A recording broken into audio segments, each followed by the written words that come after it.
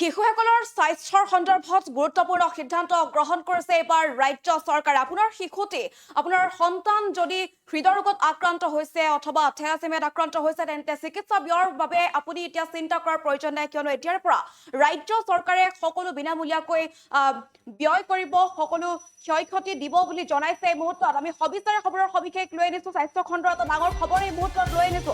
আপোনাৰ শিশুটিৰ বয়স যদি 14 বছৰতকৈ কম আৰু আপোনাৰ শিশুটি যদি হৃদৰোগত আক্ৰান্ত হৈছে তেন্তে চিকিৎসাৰ বাবে এতিয়াৰে পৰা চিন্তা কৰাৰ প্ৰয়োজন নাই, কিয়নো 1 ছেপ্টেম্বৰৰ পৰা নতুনকৈ আৰম্ভ কৰা হ'ব এক আঁচনি আৰু 1 ছেপ্টেম্বৰৰ পৰা অসমৰ মেডিকেল কলেজসমূহত বিশেষ স্বাস্থ্য শিবিৰ অনুষ্ঠিত কৰা হ'ব। যি স্বাস্থ্য শিবিৰত হৃদৰোগত আক্ৰান্ত শিশুসকলৰ পৰীক্ষা কৰা হ'ব, প্ৰয়োজন সাপেক্ষে কৰা হ'ব স্বাস্থ্য পৰীক্ষা, প্ৰয়োজন সাপেক্ষে অপাৰেশ্যন কৰা হ'ব আৰু সকলোবিলাক ব্যয় বহন কৰিব ৰাজ্য চৰকাৰে। গুৰুত্বপূৰ্ণ ঘোষণা কৰিছে মুখ্যমন্ত্ৰী ডক্টৰ হিমন্ত বিশ্ব শৰ্মাই। ছেপ্টেম্বৰ মাহত ৰাজ্যৰ 13খনকৈ চিকিৎসালয়ত অনুষ্ঠিত হ'ব বিশেষ স্বাস্থ্য শিবিৰ। 14 বছৰৰ তলৰ শিশুৰ হৃদৰোগত যদি আক্ৰান্ত হৈ আছে তেন্তে তেওঁলোকক সেই শিবিৰৰ জৰিয়তে চিনাক্ত কৰা হ'ব।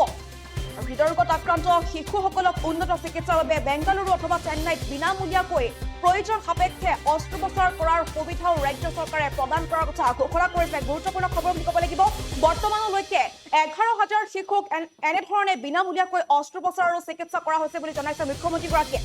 হৃদৰোগত আক্ৰান্ত শিশুৰ বোন মেৰু ট্ৰান্সপ্লেণ্টৰ বাবে অথবা থেলাছেমিয়া ৰোগীসকলৰ বাবেও পৰীক্ষা কৰা হ'ব সেই স্বাস্থ্য শিবিৰতে। গতিকে আপোনাৰ শিশুটি যদি আক্ৰান্ত হৈছে হৃদৰোগত তেন্তে চিকিৎসাৰ বাবে বা চিকিৎসাৰ ব্যয়ৰ বাবে আপুনি এতিয়াৰে পৰা চিন্তা কৰাৰ প্ৰয়োজন নাই, কিয়নো চিকিৎসাৰ ব্যয় এতিয়াৰ পৰা বহন কৰিব ৰাজ্য চৰকাৰে। গুৰুত্বপূৰ্ণ ঘোষণা কৰিছে মুখ্যমন্ত্ৰী ডক্টৰ হিমন্ত বিশ্ব শৰ্মাই। কি ক'লে হিমন্ত বিশ্ব শৰ্মাই এই মুহূৰ্তত সেই ভাষ্য আমি আগবঢ়াইছো।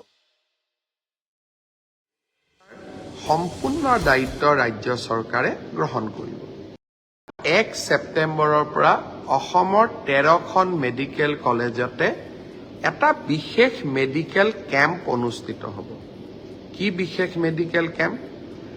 আমাৰ হৃদয় যন্ত্ৰত বা আমাৰ হৃদয়ত যিসকলৰ বিন্ধা আছে, ছেদ আছে বা আমাৰ শিশুসকলৰ 12 বছৰৰ তলৰ 14 বছৰৰ তলৰ শিশুসকলৰ যাৰ হৃদয় ৰোগত যোনে আক্ৰান্ত হৈ আছে তেওঁলোকক আমি এই কেম্পবিলাকৰ মাজেদি চিনাক্ত কৰিম। ইয়াক CHD বুলিও কয় মেডিকেল টাৰ্মছত। যাক অপাৰেশ্যনৰ প্ৰয়োজন হ'ব তেওঁলোকক আমি বেংগলোৰ, বোম্বে, গুৱাহাটী বেমাৰৰ ষ্টেটাছ অনুসৰি বিভিন্ন জাগাত গৈ আমি অপাৰেশ্যন কৰাই লৈ আহিম।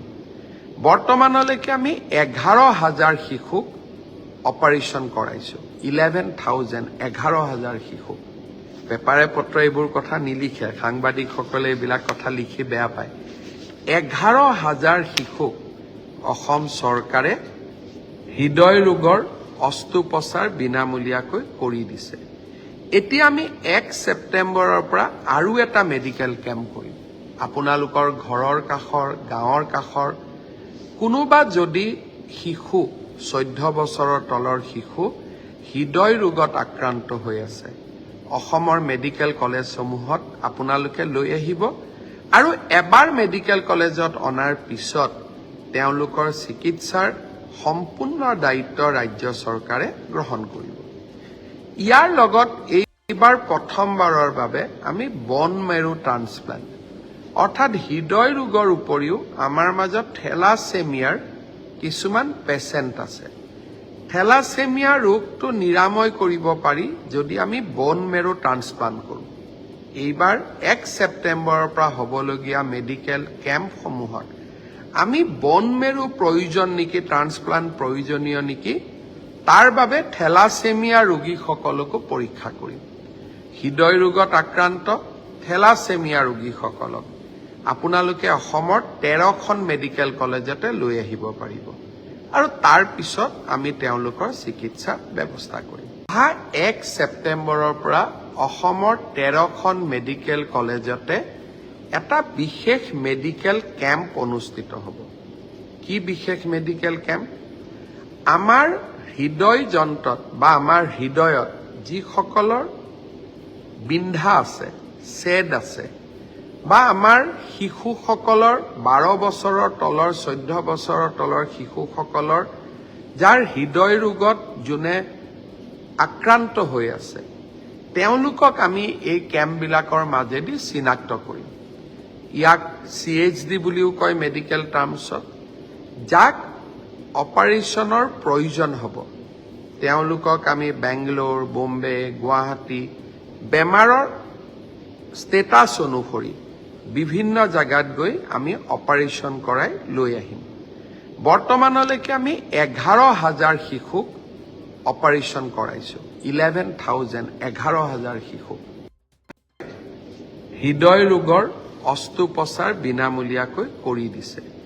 এতিয়া আমি 1 ছেপ্টেম্বৰৰ পৰা আৰু এটা মেডিকেল কেম্প কৰিম। আপোনালোকৰ ঘৰৰ কাষৰ, গাঁৱৰ কাষৰ কোনোবা যদি শিশু 14 বছৰৰ তলৰ শিশু হৃদয় ৰোগত আক্ৰান্ত হৈ আছে, অসমৰ মেডিকেল কলেজসমূহত আপোনালোকে লৈ আহিব আৰু এবাৰ মেডিকেল কলেজত অনাৰ পিছত তেওঁলোকৰ চিকিৎসাৰ সম্পূৰ্ণ দায়িত্ব ৰাজ্য চৰকাৰে গ্ৰহণ কৰিব। যিকোনো খবৰৰ বাবে যোগাযোগ কৰক আমাৰ এই নম্বৰত 7099017330 আৰু 7099017110। যিকোনো